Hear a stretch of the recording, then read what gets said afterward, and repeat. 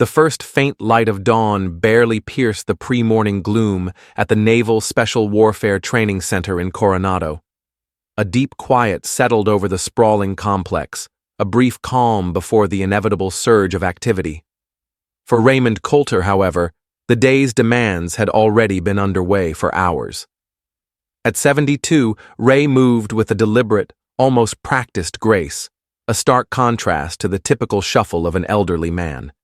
His official designation, Civilian Facilities Maintenance, was a bland, unassuming label, perfectly suited to a man who deliberately cultivated a forgettable presence. Each morning unfolded with unwavering precision. Arrival at 4:30 a.m., a swift change into his well-worn gray work clothes, a quick scan of the maintenance log, and then the familiar rhythmic push of his mop bucket across the vast, gleaming concrete floors. Ray approached his tasks with an almost surgical exactness, not because perfection was mandated, but because he simply knew no other way to operate. His hands, now firmly gripping the mop handle, once manipulated instruments of a far more lethal nature. The immaculate sheen left in his wake was a silent testament to his uncompromising standards. As the training center gradually stirred to life, the main building began to resonate with the energy of a new day. Freshly shorn heads and eyes burning with fierce determination marked the latest class of basic underwater demolition/SEAL, BUD/S recruits. They filled the hallways, their boisterous chatter and youthful exuberance a stark counterpoint to Ray's quiet industry. They instinctively made way for his mop bucket, their minds already consumed by the grueling morning evolutions awaiting them on the beach. A low murmur rippled through a group of recruits. "Watch out, Mop Man probably hears everything." Another scoffed. "He's just some old salt who couldn't hack it anymore, probably hiding from retirement." These casual remarks, laced with the untested confidence of youth, seemed to glance off Ray without impact. He had endured far worse in places infinitely more dangerous than these pristine corridors. He continued his work, gaze steady, his expression an unreadable mask. None of the young men observed the subtle way Ray's eyes meticulously scanned the climbing rope fixtures for any sign of wear as he passed. None noticed him pausing to discreetly tighten a loose bolt on an obstacle course gate, preempting a potential hazard long before the first training group would encounter it. Their focus remained entirely on their own immediate challenges, surviving the current day, enduring the infamous Hell Week, and ultimately earning their place among the elite warriors they aspired to become. To them, Ray was merely the elderly janitor, a background fixture, as unremarkable as the building's very walls. He was an occasional subject for light-hearted banter, but never truly seen. This deliberate anonymity, this quiet, unassuming existence, was precisely how Ray preferred to function. It was a habit honed over decades, a fundamental aspect of a life lived purposefully outside the glare of recognition.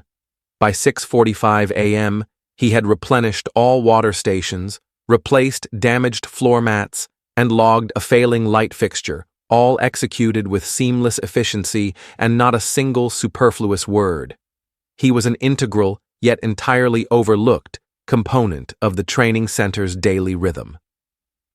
The morning of June 17th broke like countless others, the air heavy with salt and the distant rhythmic crash of surf against the sand. By 9 a.m., the rising sun had already transformed the training grounds into a merciless arena of heat and relentless exertion.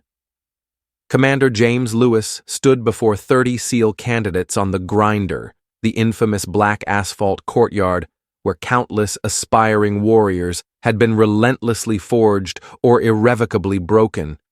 At 42, Lewis embodied the hard-earned authority of 17 years as an operator, his record marked by multiple combat deployments. Nothing escaped his notice, and nothing typically disrupted his iron discipline.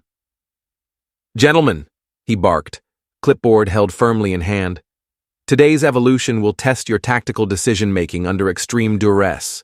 You will navigate the infiltration course carrying full combat load while..." From the periphery, The now familiar squeak of rubber wheels against concrete announced Ray's approach. He was methodically making his way across the edge of the courtyard, heading toward the equipment shed. His timing, as always, was precise. Cutting across during a briefing meant minimal disruption to the actual training. A recruit at the back of the formation leaned slightly toward his neighbor. "Careful, sir," he muttered with a smirk. "Don't let him see the mud trail we're about to leave." Commander Lewis paused, his eyes narrowing at the breach of silence during his briefing.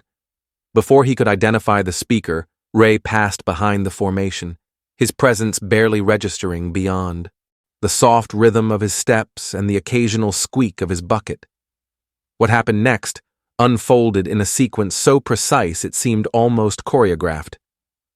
Ray reached down for a fallen branch on the pathway. As he bent, the sleeve of his gray work shirt slid up approximately 3 inches. The movement exposed a 2-inch section of his right forearm and a distinctive, unmistakable mark inked there. Commander Lewis stopped mid-word. His gaze locked onto the partially revealed tattoo. The change in the commander was instantaneous and absolute.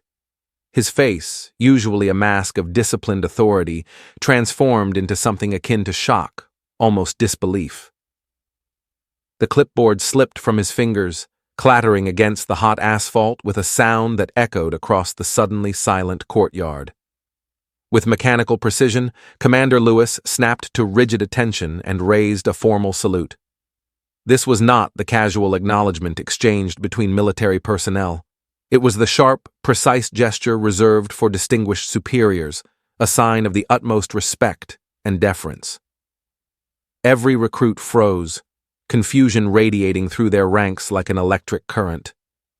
A few exchanged bewildered glances, struggling to process the unprecedented sight of their fearsome commander rendering honors to the elderly janitor. Ray paused for a brief moment, a subtle shift in his posture transforming him from a simple custodian to something else entirely. He did not return the salute, but the slight, almost imperceptible nod he offered carried the unmistakable weight of command acknowledgement. "Recruits!" Commander Lewis's voice cut through the confusion with parade ground clarity. "Stand attention! Now!" 30 young men snapped upright, their bodies rigid with the instinctive response to direct orders, their minds racing with unformed questions. Lewis stepped away from the formation, approaching Ray with slow, deliberate steps. When he spoke again, his voice held none of the usual hardness directed toward trainees. Instead, it was filled with a rare, genuine reverence. "Sir," he said quietly, though in the sudden stillness, his words carried to every straining ear. "I thought you passed in 93. The memorial at Dam Neck. Your name's on the wall." Ray's weathered face betrayed nothing, but his eyes, suddenly sharp as honed steel, met the commander's without flinching. "Only from the paperwork, Commander," Ray replied, his voice a low, raspy sound from years of minimal use. "Some ghosts are more useful when they officially don't exist." Lewis nodded slowly, understanding passing between the two men like an unspoken current. "DevGru still uses your infiltration protocol," he said, referencing the Elite SEAL Team 6 by its official designation. "Your retrieval techniques are still in the advanced manual. We teach them during—" He stopped, acutely aware of the 30 pairs of ears straining to catch every single word. Ray adjusted his grip on the mop handle, his focus unwavering. "Best finish your briefing, Commander. These boys have a long day ahead." When Lewis didn't immediately move, still processing the monumental revelation before him, Ray added, "We can discuss history another time, when it won't cost these candidates their training schedule." The subtle reminder, the immediate prioritization of the mission over personal matters, seemed to confirm everything for Lewis. He nodded once, sharply, then retrieved his clipboard from the ground. "Class," he said, turning back to the formation with renewed purpose. "You will proceed with today's evolution as planned, and you will remember this moment the next time you think you understand who walks among you." Ray continued his path toward the equipment shed, pushing his bucket with the same unhurried steadiness as before. But something fundamental had changed in the compound's atmosphere. An almost electric tension now hung in the air as 30 recruits and one commander watched the unassuming figure disappear around the corner. The legend, hidden in plain sight, had finally, if accidentally, been revealed. News traveled through the Naval Special Warfare community with the speed and precision of a well-executed operation. By 1 p.m., instructors were discreetly accessing archived files and making secure calls to former teammates. Senior chiefs gathered in hushed conversations. Training continued without interruption, but beneath the structured chaos of the compound ran a powerful undercurrent of revelation. In a secured room in the administration building, Commander Lewis and Master Chief Peterson hunched over a dusty personnel file extracted from deep storage. Raymond Coulter, Peterson read aloud, his voice hushed with something approaching reverence. SEAL Team 6 plank owner, one of the original members when MARSOC formed the unit in '80. Lewis studied the faded photograph, a younger version of Ray, face harder, but with the same unreadable eyes. Captured during Operation Amber. Star 1985, Lewis continued, reading. 2 years imprisonment, extraction, subsequent classified operations under NO status. Peterson whistled low. NOC, non-official cover. He was operating completely outside the system. Lewis closed the file slowly. Which explains why he's been mopping our floors for God knows how long without anyone knowing who he really is. Not quite anyone, a voice stated from the doorway. Both men snapped to attention as Admiral Harrison Reeves entered the room. At 68, Reeves remained ramrod straight, his presence commanding instant respect. Sir, Lewis acknowledged, you know about Coulter? The Admiral nodded, crossing to the window overlooking the training grounds. Raymond Coulter trained the first generation of what we now call Tier 1 operators. He created infiltration drills that are still classified. He ran training evolutions that broke bones and rebuilt warriors. He turned, fixing both men with a steady gaze. And when the mission required someone who officially didn't exist, Ray became a ghost. But why is he here, sir? Peterson asked. As a janitor, of all things? Admiral Reeves smiled slightly. Where better to hide than in plain sight? And who truly sees a janitor? He gestured toward the file. Besides, read between the lines. After what he endured during captivity, perhaps the simplicity of maintaining order is exactly the peace he earned. That evening, as the day's training concluded, Commander Lewis assembled the exhausted recruits in the classroom block. There were no physical drills, no tactical scenarios, just a rare moment of solemn address.